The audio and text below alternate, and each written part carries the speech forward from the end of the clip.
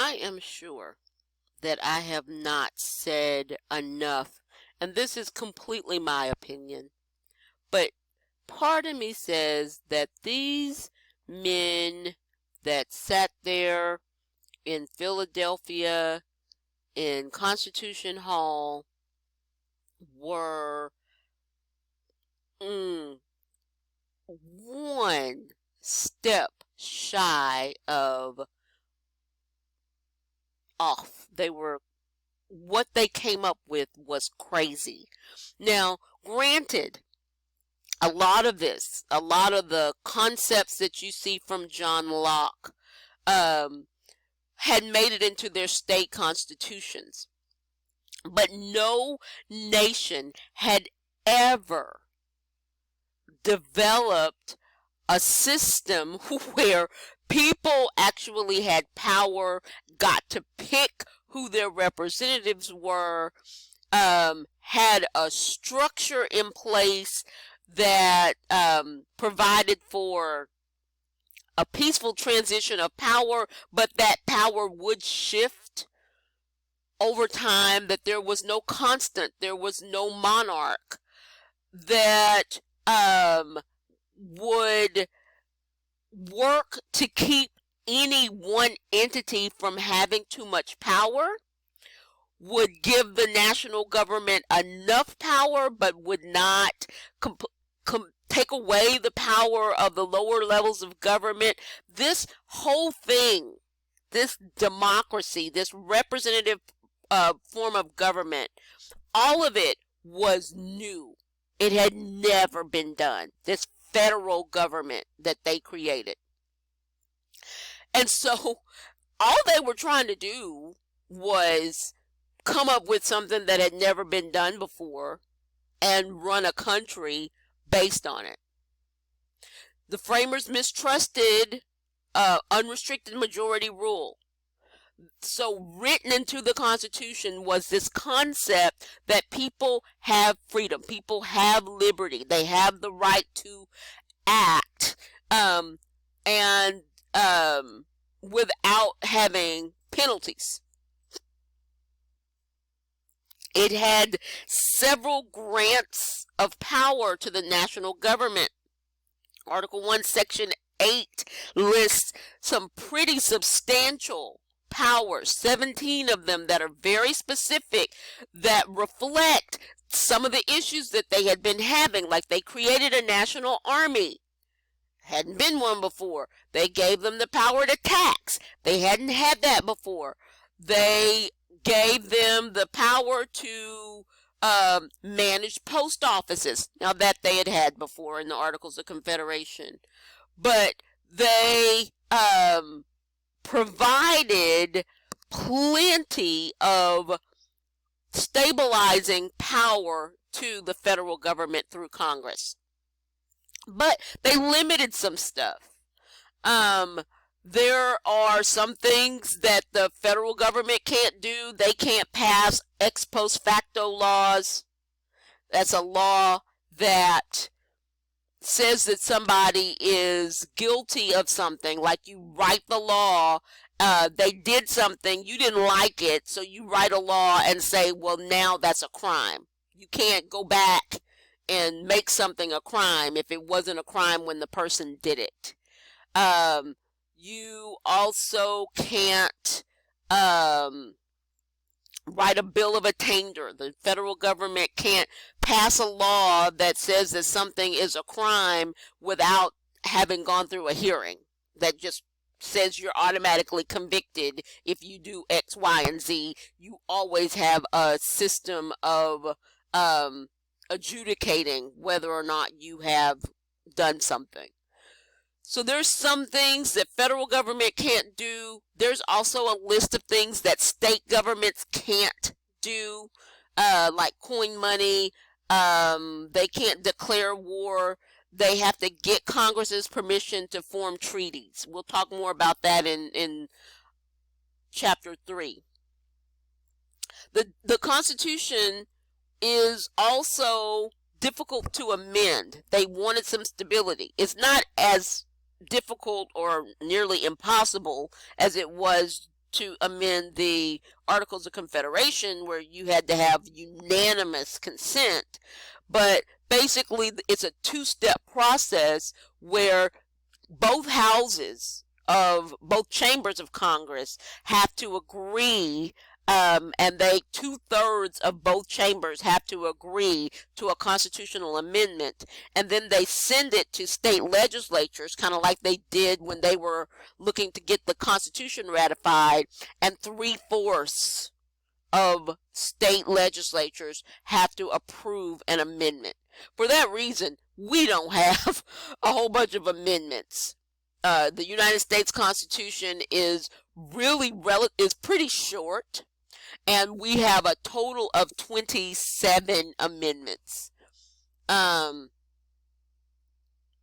we had one that the 18th Amendment abolished the sale and use of alcohol, and then the 21st Amendment rescinded the 18th Amendment. So it's been amended more times than that, but if you see a question, how many times has the Constitution been amended, you say 27.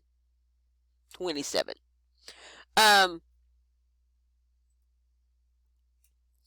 There are these interesting concepts of separation of power. Each branch has very specific things that they are responsible for, and certainly at the beginning there was not a lot of overlap. So the legislature legislated, you write laws, you appropriate money, and then you send it over to the executive branch, and the executive branch executes. They make sure that everything gets done. And if there are disputes, that goes to the judicial branch. So they are really separated between the branches. Now, this had come from a French philosopher named Montesquieu, that had really kind of given them the idea for having very distinct powers and very little overlap. And so Madison wrote in Federalist number 10, like, the problem that would happen if there were overbearing majorities, and how we need to have some ways to control this. And so they separated powers, and then they wrote into the Constitution checks of each branch, so that if something was out of whack in one of the branches, there were ways for the other branches to pull them back, to keep any one branch from having too much power. So this chart explains some of the provisions for limited government in the Constitution, and we'll discuss a few of these. We've talked about having specific powers, separation of powers. Federalism means that states still had power while the federal government did at the same time. There are some things that national government can't do. There's some things that state governments can't do. You have the whole Bill of Rights that explains what the national government can't do. We have the ability of the judicial branch. Now, this came later. This is not in the Constitution, but the ability of the judicial branch to look at laws or rules that have been passed by the other two branches and say, that's not constitutional, you can't enforce that. So, and then we have ways to get people out of office. They're called elections, and we have them every 4 years for president, and then the Electoral College goes and elects. We have them every 2 years for members of the House of Representatives, and every 6 years on a staggered basis for members of the Senate.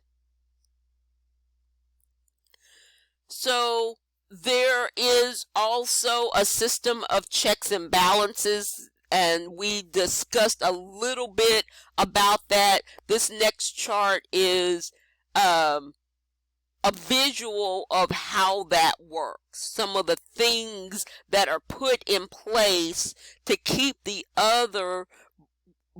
branches from getting too powerful. For instance, the Supreme Court can declare an action unconstitutional of either an action of the president or an action of Congress.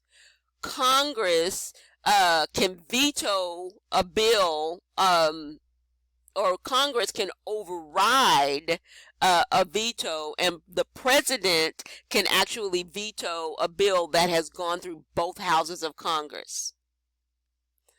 Nobody gets into the judicial branch without being nominated by the president and confirmed by the Senate. They can also be removed through a process of impeachment in Congress. The president gets to appoint the people that are in the Supreme Court.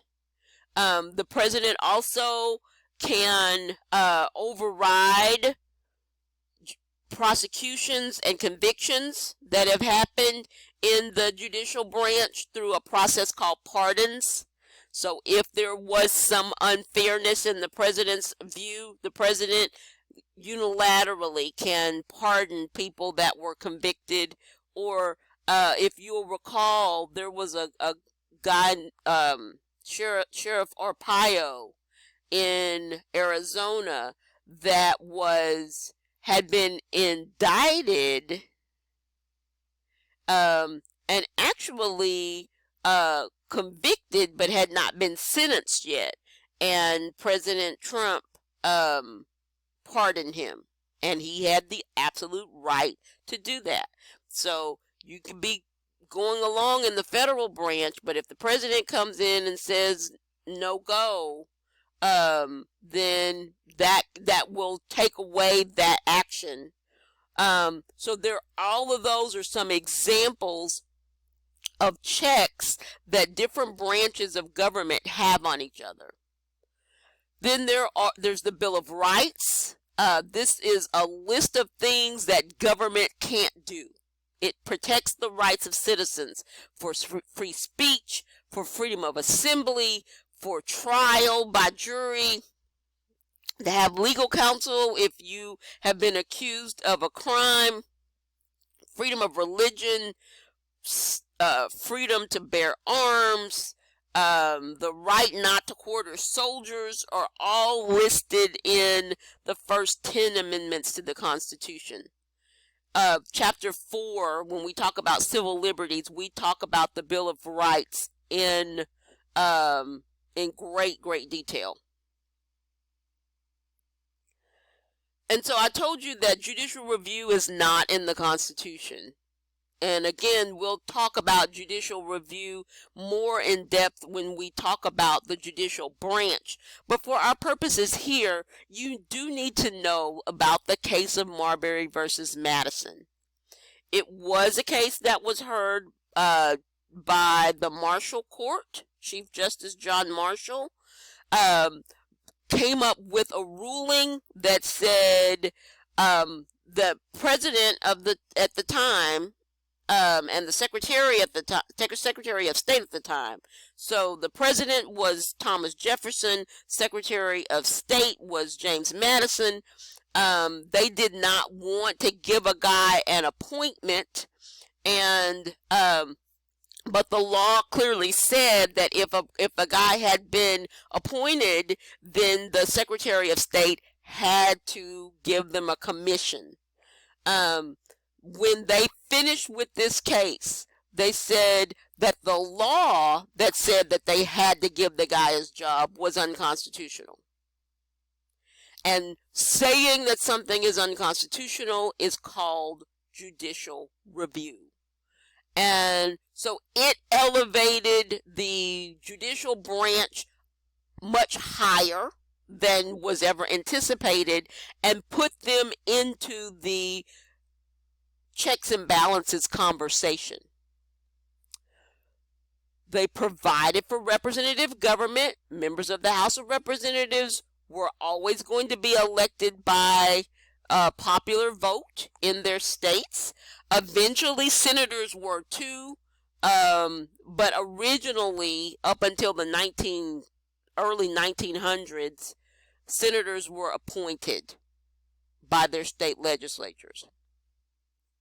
They set up a democracy where people had power, set up a republic where that power is limited. Once you put someone in office, then they have power until you take it away.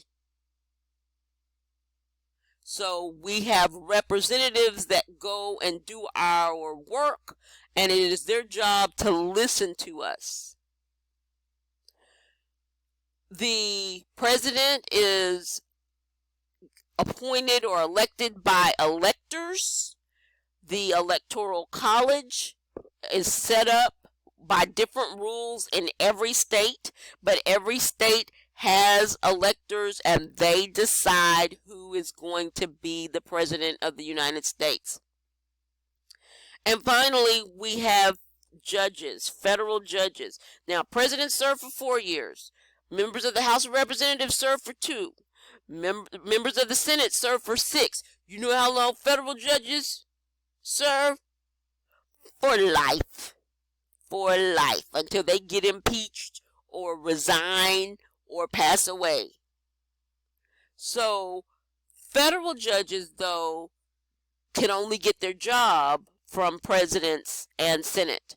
They get nominated by the president and confirmed by the Senate. So they are beholden to the other branches of government. Now I always do that. I always say something and then I point you to the chart that outlines what I just said. So this talks about terms of service, and it talks about how each of the different entities get their job, and so this is an excellent tool to use when you are studying for your quiz and for the midterm. Over time, more and more power was given to the people. During the Thomas Jefferson, his 2 terms in office, it was very important to him that people had power, that it not just be elites. He was an anti-federalist. When Andrew Jackson was president, he really urged people to actually go and vote, and to encourage their electors to vote for the person that won the popular vote. That was Andrew Jackson.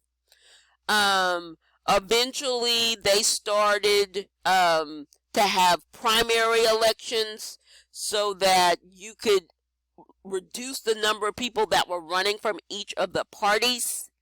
We have seen senators now are no longer appointed. They are elected by popular vote as well. Many states allow people to start to put provisions on the ballot through the process of referendums. We don't like what you're doing. We think there ought to be a law to X, Y, and Z. So we're going to put that on the ballot. We're going to get enough people to sign a petition to put that on the ballot.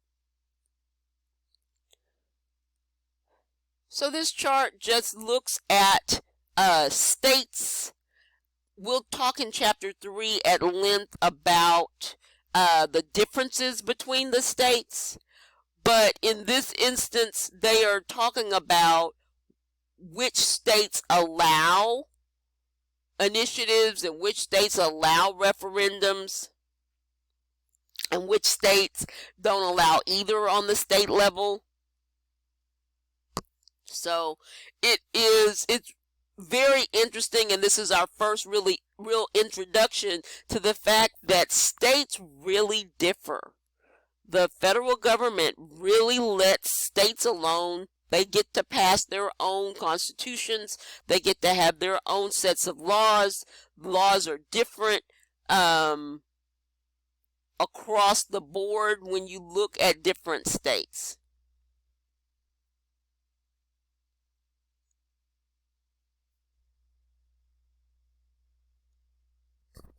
So in closing, the government that was formed in 1787 is, according to the author, a constitutional democratic republic. Constitutional in that there's a document that sets out how things will work. Democratic because there are huge majority influences in who gets elected. And a republic in that it has a mix of institutions, and each one has power, but they also have power over each other. Today, we have more of a representative government. We have more frequent elections than any other democracy. We are the only major democracy that relies very heavily on primary elections, separating into really literally two parties, and then a couple of minor parties that are, it's going to be next to impossible to get elected. We have some parts of our government that are really kind of undemocratic. And for instance, the Electoral College, where people are completely removed from who actually gets to be the president. But we have divided branches of government. We have staggered terms of office, and we have different groups that are determining who gets in these different places. So each state gets to elect its representatives. Each state has electors that get to decide who they're going to vote for president. And within the states, the members of the House of Representatives are elected in districts, while the senators are elected by everybody in the state. So the people that put them in power are different, and so that means that more people get represented in our form of government. So that's what they did. That's what they put together. They went through the concepts of social contract theory from John Locke, from Montesquieu, from Newton, like the rules of a pool.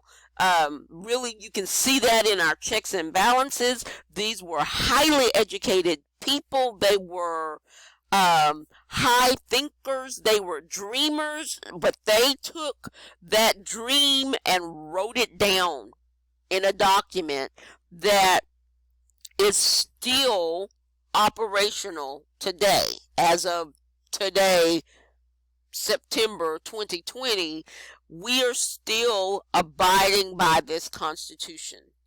It has not been changed very much, and we are still having calm transfers of power. Even when people feel like they've been cheated, they go to the court system, and once the court decides, then they leave it alone. So the experiment lasted for several hundred years, and America saw itself become an economic superpower, and a protector of many parts of the world. Question is, will that continue? Do we even want to be that anymore? We've seen over the thousands of years several empires rise and fall. There was a time when Italy, Rome, was the largest superpower. There was a time when Great Britain, England was the largest superpower. Those countries still exist, but we don't look at them as superpowers anymore. So the question is, has America's time in the sun ended? Are we going to fight our way back to the top? It'll be interesting to see.